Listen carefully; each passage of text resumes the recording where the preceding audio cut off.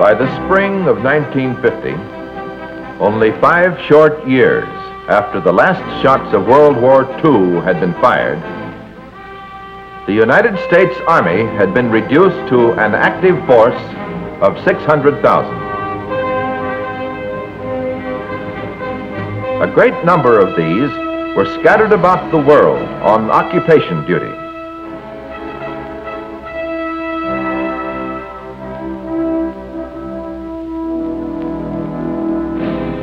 But the armed forces of the truculent communists, Soviet Russia and Red China, remained on a strong wartime footing and in belligerent posture.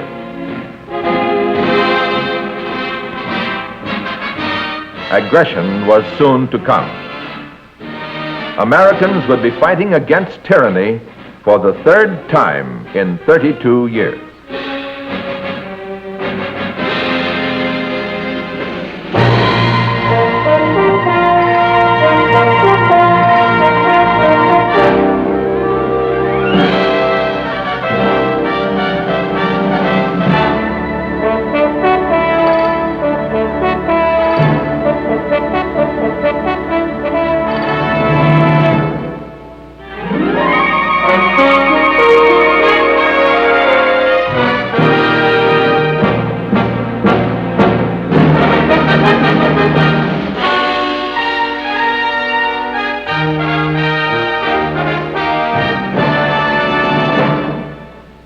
Korea, a crowded little finger of land, but of key importance to the free world in the Far East. What happened here opened the next major chapter in the history of the United States Army. The war began here, at the 38th parallel. Just how did this imaginary line become the fuse for a 3-year explosion? Before the Japanese surrender in World War II, we made an agreement with the Russians, who were then our allies.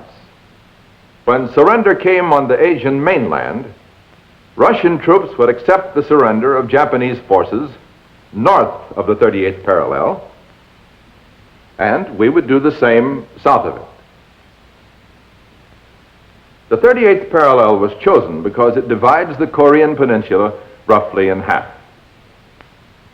It was also agreed that free elections would be held, and the government of Korea returned to the Korean people. In August of 1948, free elections were held in South Korea, supervised by United Nations inspectors, establishing the Republic of Korea. 3 weeks later, communist-controlled elections in North Korea, from which UN inspectors were barred, established the communist regime and divided the Korean nation. Not long afterwards, the communists decided their moment for conquest had come. In early summer 1950, life was good in the agricultural South. There was peace. Time for living in the quiet, ancient way.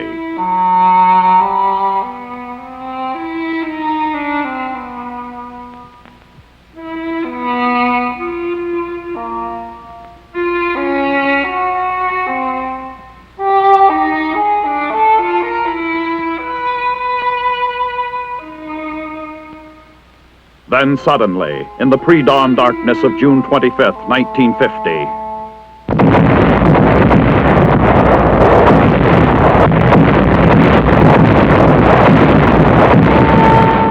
South Koreans were jarred awake by a living nightmare.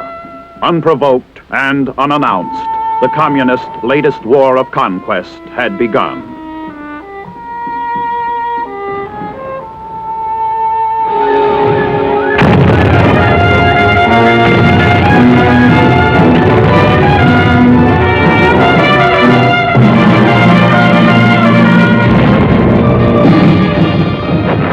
Many thought it was the beginning of World War III.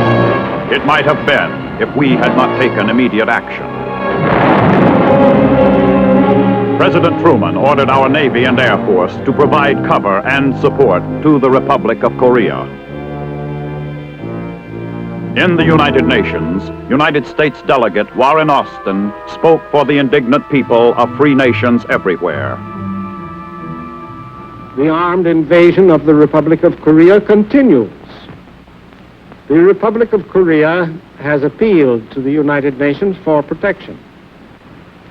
I am proud to report that the United States is prepared to furnish assistance to the Republic of Korea.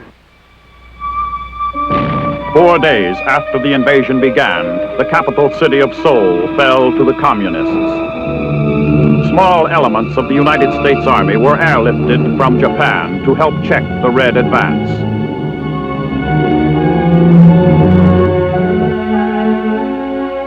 They were greeted with cheers. But the cheering was soon forgotten. Our small forces found themselves greatly outnumbered by communist troops trained and equipped by the Russians.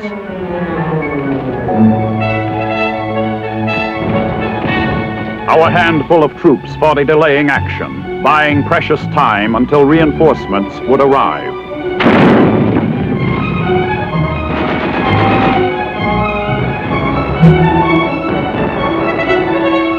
We showed the communists that we had the will to fight aggression wherever and whenever it occurred.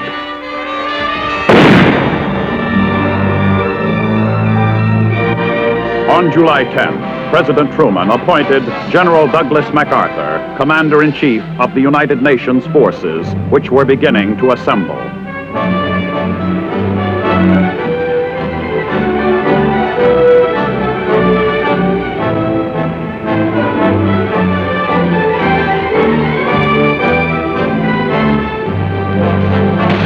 For the outnumbered troops in the field, it was fight, pull back, and fight again.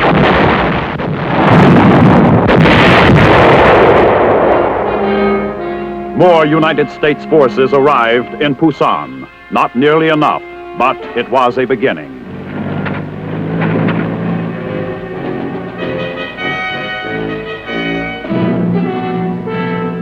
Field commanders like General Walton H. Walker and General William F. Dean found their task was a grim one and all too familiar historically. A holding action with no time and too few men.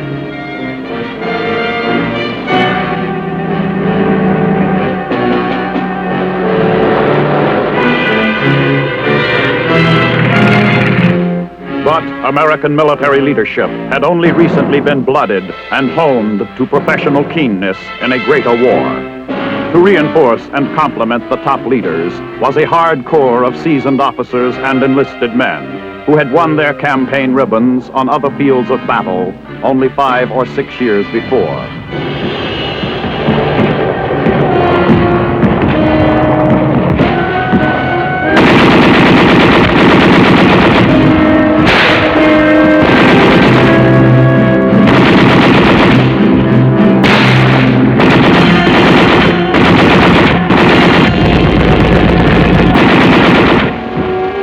Through July and August of 1950, our small forces were being pushed into a corner, the Busan perimeter.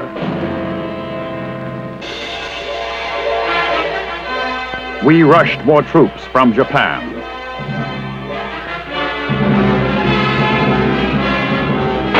Again, we were faced with an emergency build-up to fighting strength. We drew on our citizen soldiers, reserves, and inductees. Within the year, our army would grow from 600,000 to more than 1.5 million men.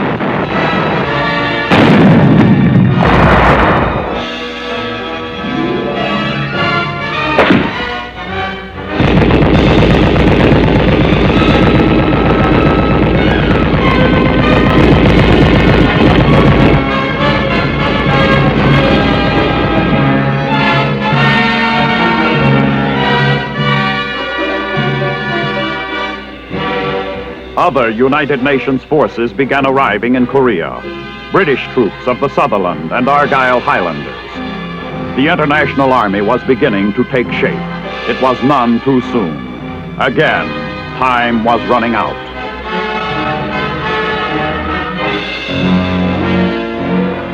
The Nakhtong River provided a natural defense line around Pusan.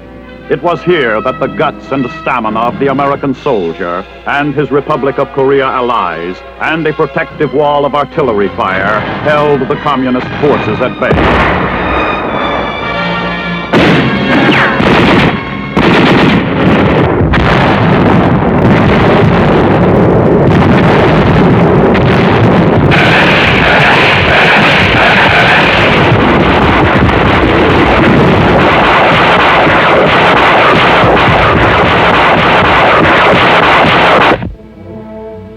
The buildup of Allied strength was rapidly gaining momentum.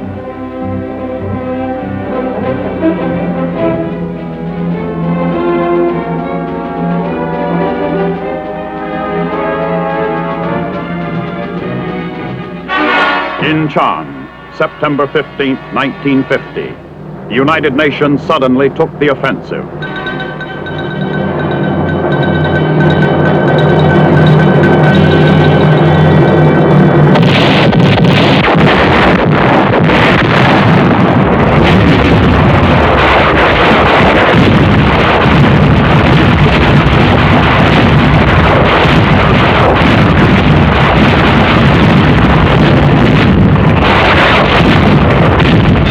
General Douglas MacArthur, the Supreme Commander, had conceived this daring amphibious strike along the coast of the Yellow Sea, just west of Seoul.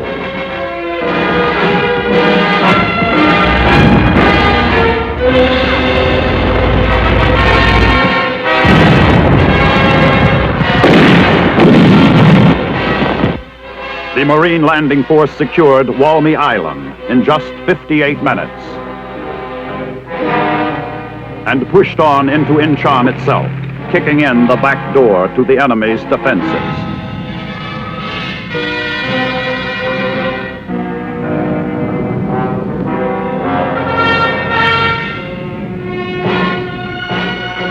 Additional Army forces poured in.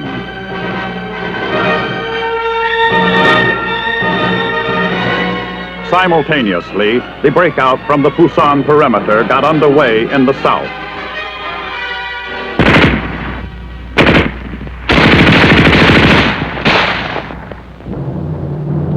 In a week of heavy fighting, our forces drove 20 miles inland from Incheon to Seoul. More than 10,000 North Korean troops were dug in and waiting at every street corner with orders to fight to the death.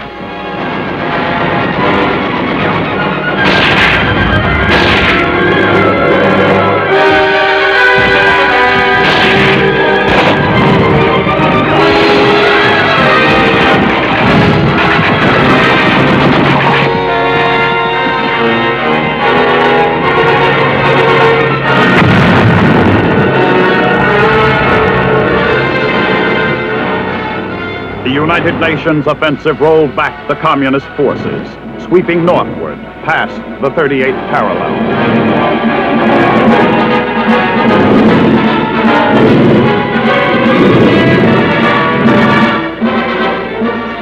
First, Kaesong fell.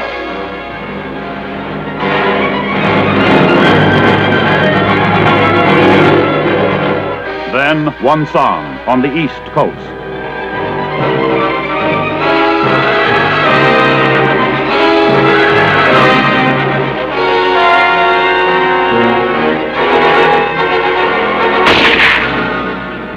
Then Pyongyang, the North Korean capital itself.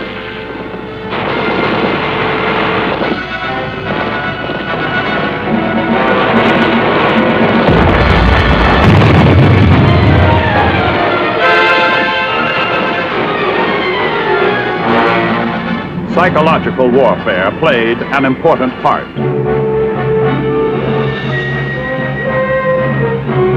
Loudspeaker messages and safe conduct passes for North Korean troops inviting them to surrender met with striking success.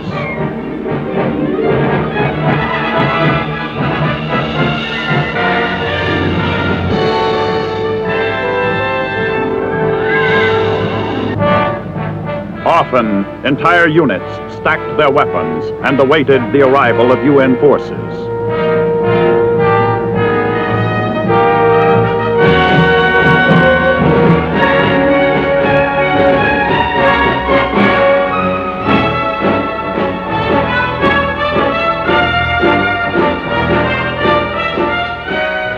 Our Army units pushed on toward the Yalu River, Korea's northernmost boundary.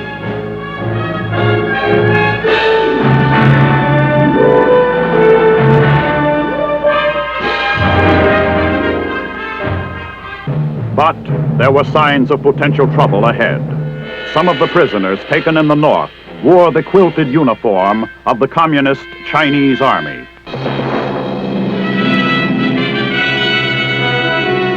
November found elements of the 10th Corps on the frozen banks of the Yalu River.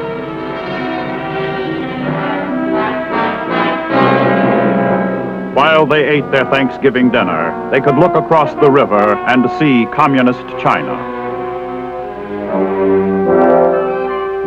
Victory seemed assured. There was talk of war's end by Christmas. But on the other side of the Yalu, Chinese armies were massive. A whole new war was about to begin.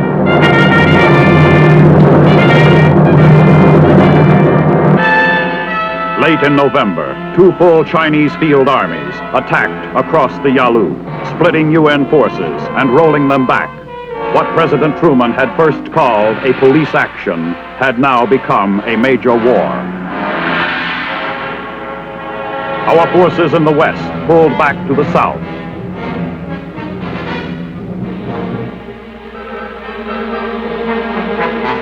Elements of the 1st Marine Division and the 7th Infantry Division, 10th Corps, along with Republic of Korea troops, cut off in the northeast, fought their way in sub-zero weather toward the port of Hungnam and evacuation by sea.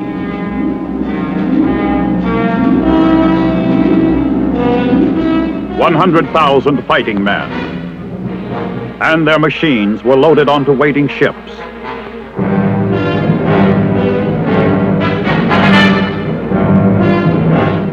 More than 90,000 refugees fled from their homes in North Korea rather than live again under communist rule. We gave transportation to freedom to as many of them as we could.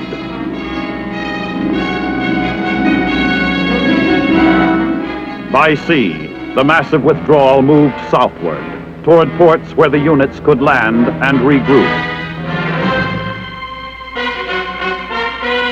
In the west, elements of the 8th Army withdrew south of the 38th parallel.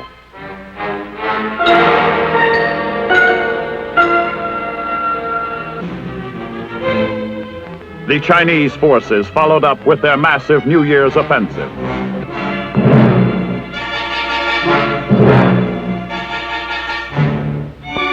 Thousands of Koreans choked the roads leading southward. They had seen communism in practice. Any hardship was preferable.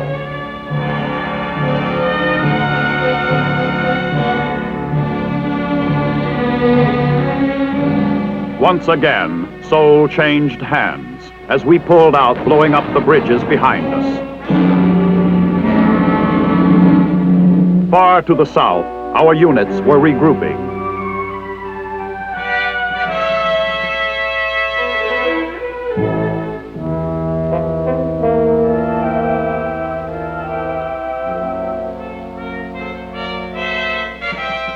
In late February, we made a fresh start, an Operation General Ridgway graphically called Operation Killer. The Chinese armies held a staggering superiority of numbers, and Ridgway's intent was simple: cut down the odds.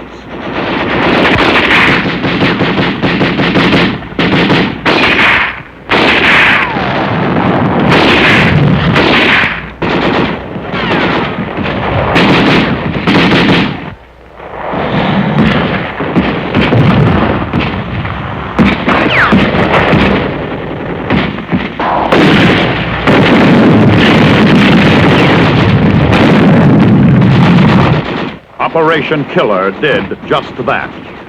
The enemy lost 10 men for every United Nations casualty.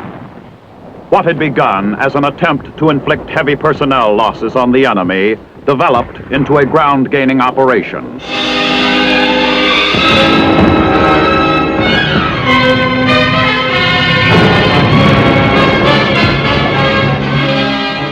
On March 15th, Seoul again changed hands.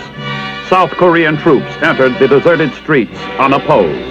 The enemy had pulled out to the north.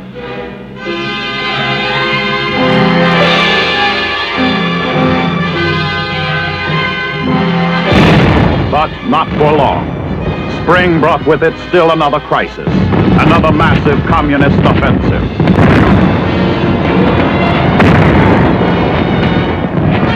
General Van Fleet fortified the city of Seoul, determined not to lose it again. The enemy came on in human waves, to be met by a storm of fire. They lost tens of thousands, but still they came on. And then suddenly, they faltered, broke, and started pulling back, pursued by our armor. Again, the communists had run afoul of two things: the immense firepower of the 8th Army and the principles of logistics. They were simply unable to supply a large force for a sustained offensive. June 2nd, 1951, again we crossed the 38th parallel, a badly battered enemy withdrawing before us.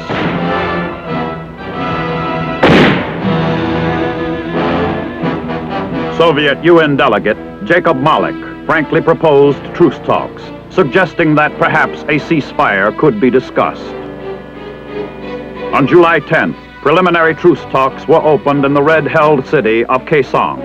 They were to drag on for 2 long years, while the bloodshed continued.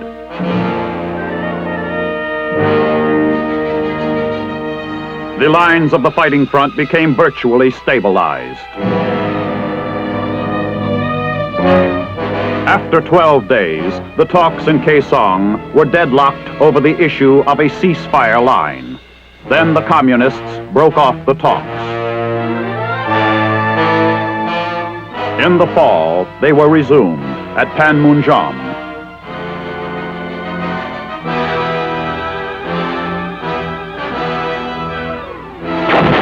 The fighting continued.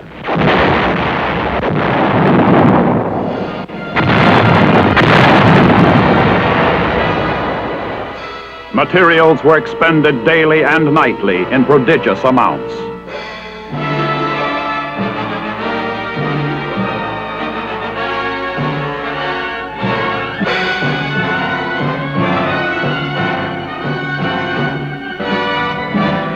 Massive supply by air was a new military concept that came to full development in Korea. Airlift and airdrop techniques became a major means of supply in a large-scale combat situation.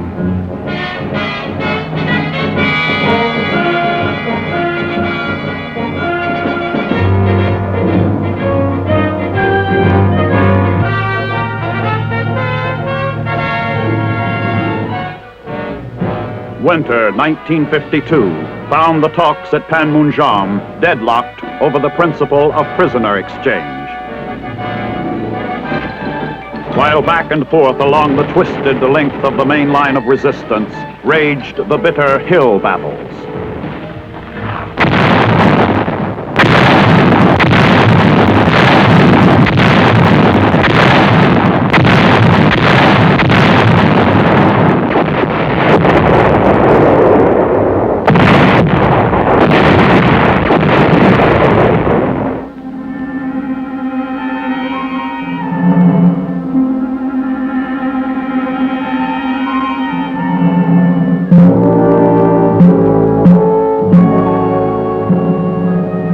In March 1953, the communist world was shaken by the death of Joseph Stalin. His successor, Georgy Malyankov, launched what he termed a worldwide peace offensive.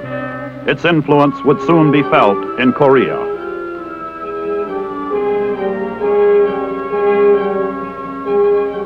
Within a month, the communists suddenly took us up on our standing offer to exchange sick and wounded prisoners.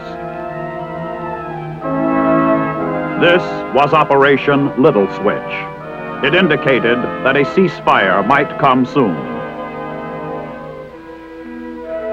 Battle-weary men listened for word that the shooting was to end. On July 27, 1953, at the UN base camp in Moonsani, General Mark Clark signed the ceasefire agreement. A few miles away, the communists did the same. By August 5th, Operation Big Switch was underway. Some 13,000 UN soldiers returned from Red prison camps.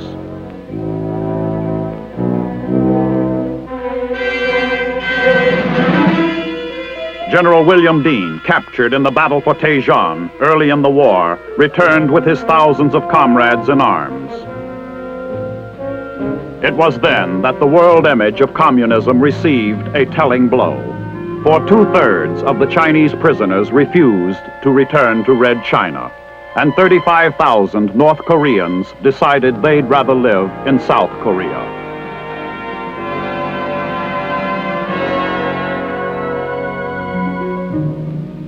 An armistice, however, is only a ceasefire, not peace. And in this divided nation, the need is for constant watchfulness.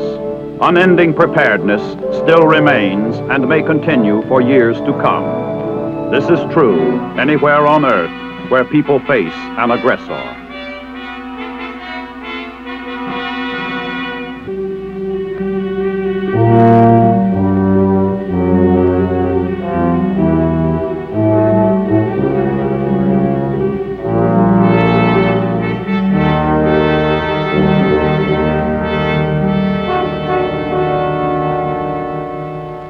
The communists had miscalculated in Korea.